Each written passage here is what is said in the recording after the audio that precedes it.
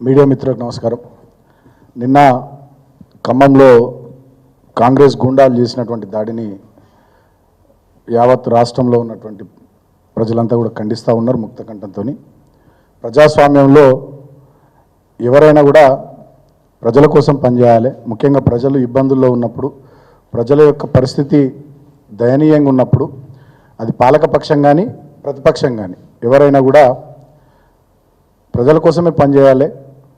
ప్రకృతి వైపరీత్యాలు సంభవించినటువంటి తరుణంలో రాజకీయాలను పక్కన పెట్టి రాజకీయాలకు అతీతంగా అందరం కూడా పనిచేయాల్సినటువంటి బాధ్యత మన మీద ఉంది.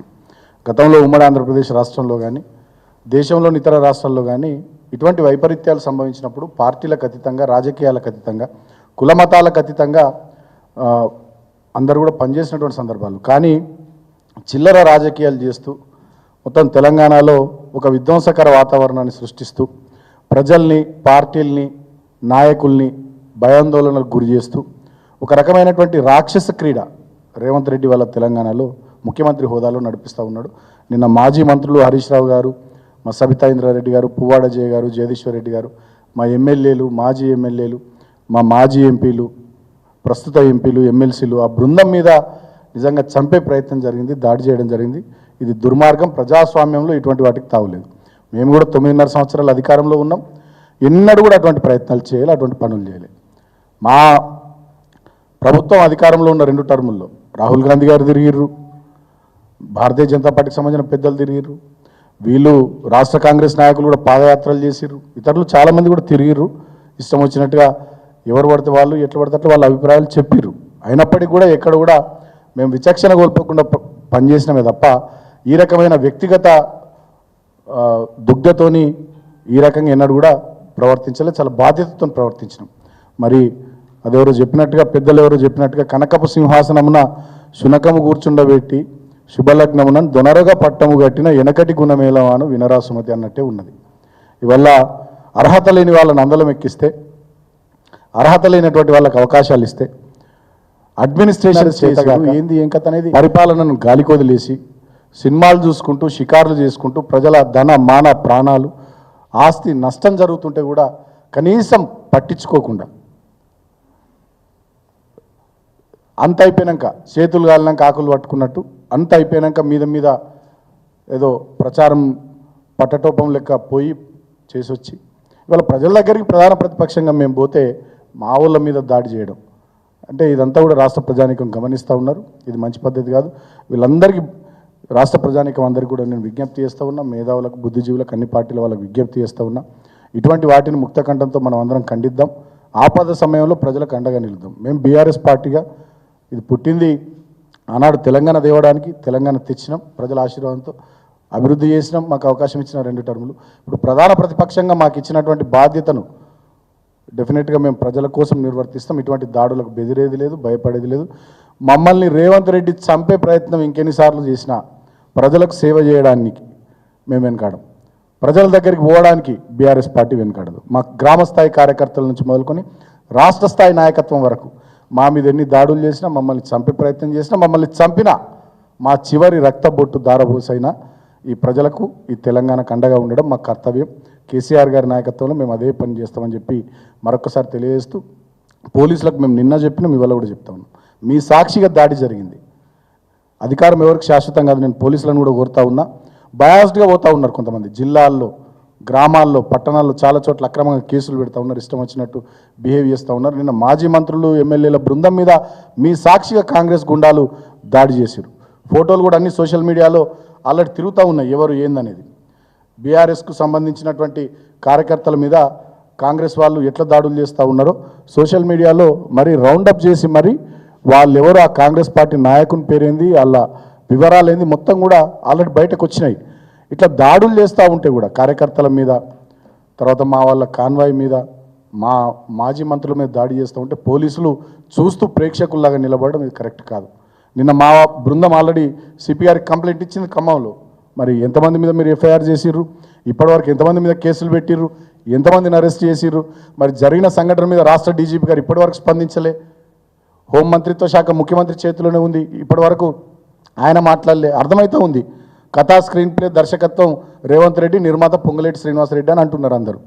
నిన్న జరిగినటువంటి దాడికి సంబంధించి కథా స్క్రీన్ ప్లే దర్శకత్వం రేవంత్ రెడ్డి, ముఖ్యమంత్రి, హోంమంత్రి, జిల్లా మంత్రి పొంగులేటి శ్రీనివాసరెడ్డి నిర్మాత అని చెప్పి అంటున్నారు.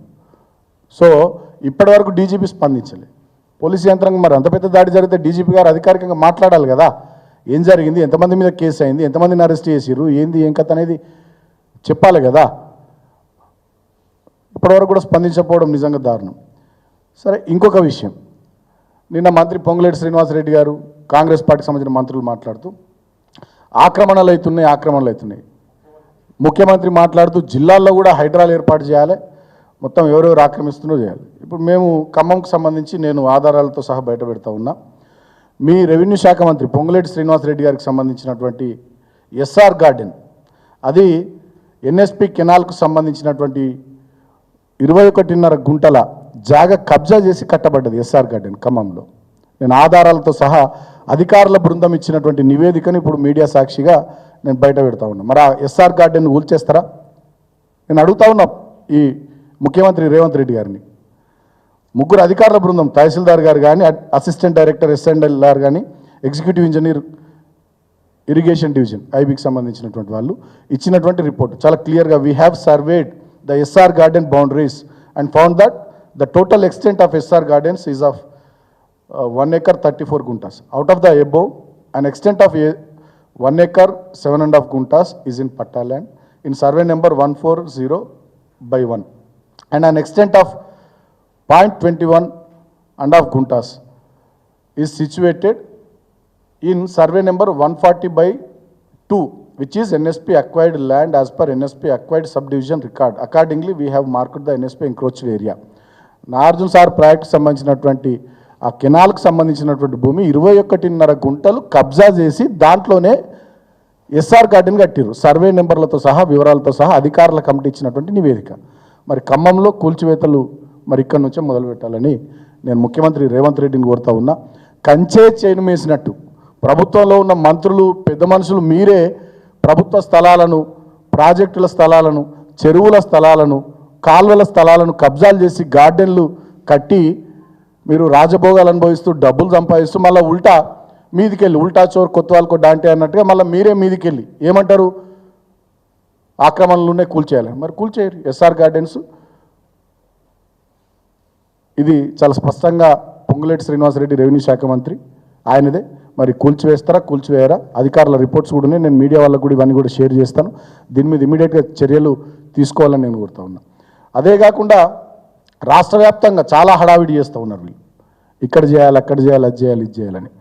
ఇప్పటి వరకు కాంగ్రెస్ పార్టీకి సంబంధించినటువంటి మంత్రులకు సంబంధించినటువంటి ఫామ్ హౌస్లు కానీ, అదేవిధంగా ఎమ్మెల్యేలకు, ఎమ్మెల్సీలకు సంబంధించినటువంటి ఫామ్ హౌస్లు కానీ, కాంగ్రెస్ పార్టీ సీనియర్ నాయకులకు సంబంధించినటువంటి ఫామ్ హౌస్లకు సంబంధించి చాలామంది సోషల్ మీడియాలో పెడుతున్నారు. మాకు తెలియదు, సోషల్ మీడియాలో పెడుతున్నారు, పేపర్లలో రిపోర్ట్ అవుతుంది. దానికి సంబంధించి ఇప్పటి వరకు ఏ చర్య కూడా ఈ ముఖ్యమంత్రి, ఈ ప్రభుత్వం తీసుకోలేదు. అంటే ఇదంతా ఒక భయపెట్టే కార్యక్రమం. కొద్దిమందిని భయపెట్టి, కొద్దిమందిని బెదిరించి, కొద్దిమందిని టార్గెట్ చేయడం ద్వారా రాజకీయపరమైనటువంటి లబ్ధి పొందడం ఒక అంశం అయితే, రెండోది బాగా దండుకునేటటువంటి కార్యక్రమం, ఈ దండుపాల్యం మూట ఏమైనా చేస్తుందేమో అనిపిస్తూ ఉంది తెర వెనుక. సో దీని వెనుక చాలా కథ ఉంది. రాబోయే రోజుల్లో అన్ని వివరాలు బయట పెడతాం. ఎవరెవరి ఉన్నాయి, ఏమున్నాయి, ఏంది జిల్లాల వారిగా కూడా వివరాలన్నీ కూడా బయట పెడతాం. ప్రస్తుతం పొంగులేటి శ్రీనివాసరెడ్డి గారు ఖమ్మం జిల్లాలో నిన్న ముఖ్యమంత్రి గారు మొన్న అన్నారు కదా ఆక్రమణకు సంబంధించి. కాబట్టి పొంగులేటి శ్రీనివాసరెడ్డి గారు ఎస్ఆర్ గార్డెన్స్ మరి ఎప్పుడు కూలగొడతారు, ఏంది ఏం కథ అనేటటువంటిది రాష్ట్ర ప్రభుత్వం చెప్పాలి అని చెప్పి సందర్భంగా మేము డిమాండ్ చేస్తూ ఉన్నాం. చర్యలు తీసుకోవాలి. ఎప్పుడు తీసుకుంటారు, ఎప్పటిలోగా తీసుకుంటారో మరి జవాబుదారీతనం ఈ రాష్ట్ర ప్రభుత్వానికి ఉందా, ఈ ముఖ్యమంత్రికి ఉందా, ఈ పొంగులేటి శ్రీనివాసరెడ్డికి ఉందా అనేది కూడా ఇప్పుడు తేలాల్సినటువంటి అవసరం ఉందని చెప్పి నేను తెలియజేస్తూ ఉన్నాను. Thank you.